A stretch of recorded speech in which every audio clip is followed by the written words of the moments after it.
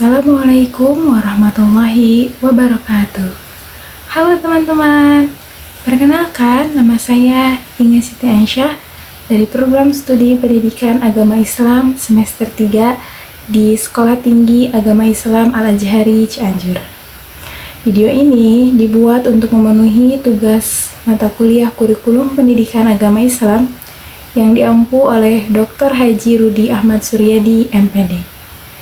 Pada kesempatan kali ini, saya akan membahas mengenai prinsip-prinsip pengembangan kurikulum. Nah, ternyata teman-teman, dalam pengembangan kurikulum itu dibutuhkan sebuah prinsip. Apa sih itu prinsip? Nah, secara singkatnya, prinsip pengembangan kurikulum adalah suatu hal yang menjadi patokan dalam pengembangan kurikulum. Nah, kenapa sih dalam pengembangan kurikulum itu dibutuhkan sebuah prinsip? Tujuannya agar kurikulum yang dirancang atau dihasilkan ini dapat benar-benar sesuai dengan kebutuhan semua pihak. Nah, baik itu peserta didik, orang tua, masyarakat umum, pengguna lulusan, bahkan bangsa dan negara. Apa saja sih itu prinsip-prinsip pengembangan kurikulum?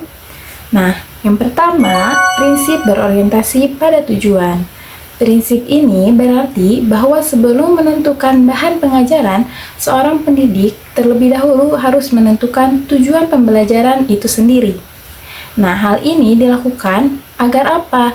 Agar jam dan aktivitas pembelajaran yang dilakukan diharapkan terarah terhadap tercapainya tujuan yang sudah ditentukan tersebut.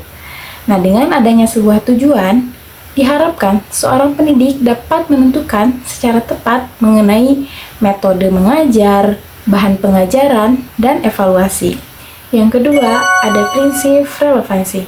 Menurut Abdullah Idi, pada tahun 1999, relevansi atau relevan dalam bahasa Inggris berarti closely atau connected with what is happening, yang berarti berhubungan dengan sesuatu yang terjadi atau dengan apa yang terjadi. Nah, apabila dikaitkan dengan sebuah pendidikan, maka perlu adanya penyesuaian antara program pendidikan itu sendiri dengan tuntunan masyarakat. Agar apa? Agar pendidikan itu bisa dikatakan relevan.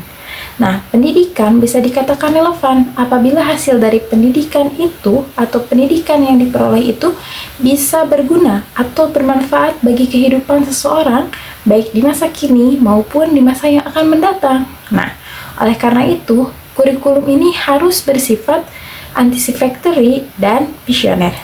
Yang ketiga, ada prinsip efektivitas. Prinsip ini dimaksudkan adalah sejauh mana perencanaan kurikulum dapat tercapai sesuai dengan keinginan yang sudah ditentukan. Nah, seperti contoh, kita misalnya akan membuat 10 program kegiatan yang akan dilaksanakan dalam jangka waktu itu 1 bulan. Nah, tetapi dalam pelaksanaannya atau dalam hasilnya, dalam jangka 1 bulan ini hanya atau baru terlaksana 5 kegiatan program saja. Maka hal tersebut tidak dapat dikatakan efektif atau tidak mengacu pada prinsip efektivitas. Nah, agar terhindar dari hal tersebut, maka kita harus melihat dari dua sisi, yaitu efektivitas pengajar guru dan efektivitas peserta didik. Nah, efektivitas mengajar dan mengajar dalam dunia pendidikan ini memiliki keterikatan yang sangat erat antara pendidik dan peserta didik. Nah, jika terjadi ketimpangan antara salah satunya, maka efektivitas ini tidak akan tercapai. Gitu. Seperti contoh nih, misalnya ada seorang pendidik, dia ini tidak terlalu menguasai teknologi. Nah, ini akan menghambat terhadap peserta didik sehingga tidak berminat dalam proses pembelajaran itu sendiri, sehingga akan terhambat terhadap proses atau program kegiatan pembelajaran yang sudah direncanakan, seperti itu. Yang keempat, ada prinsip efisiensi. Nah, prinsip efisiensi ini sering dikonotasikan dengan prinsip ekonomi.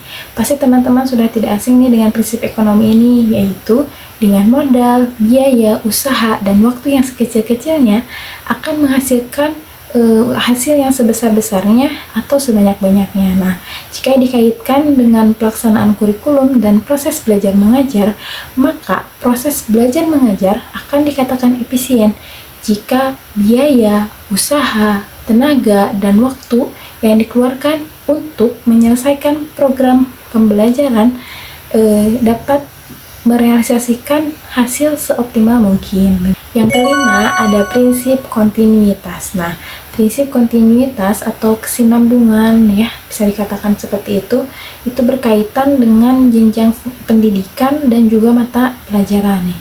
Seperti contoh, kontinuitas dalam jenjang pendidikan atau jenjang sekolah. Nah, jadi dalam bahan pembelajarannya ini diharapkan bahan pembelajaran ini bisa berlanjut ke tingkat yang lebih tinggi. Jadi pada pendidikan sebelumnya bahan pengajaran ini sudah disampaikan sehingga kita bisa berlanjut ke pembahasan yang lebih lanjut lagi, sehingga tidak perlulah kita membahas pembelajaran yang sebelumnya, sehingga tidak terjadi adanya tumpang tindih antara proses belajar mengajar tersebut. Nah, seperti contoh nih dalam kurikulum PAI dalam tingkat SD nih, kita dalam SD ini sudah menyampaikan tentang bahasan sholat wajib, maka kita bisa berlanjut nih pada tingkat jenjang SMP pembahasannya mengenai sholat sunnah ataupun sholat berjamaah, seperti itu. Yang keenam, ada prinsip keluasan atau fleksibel. Nah,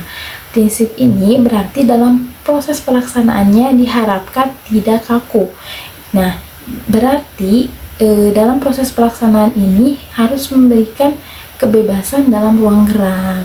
Hal ini berarti dalam proses pembelajarannya harus menyesuaikan dengan kondisi. Nah, sekian pembahasan yang dapat saya sampaikan. Semoga apa yang saya sampaikan dapat menjadi ilmu yang bermanfaat bagi teman-teman semua. Mohon maaf bila ada kekurangan dalam penyampaiannya. Wassalamualaikum warahmatullahi wabarakatuh.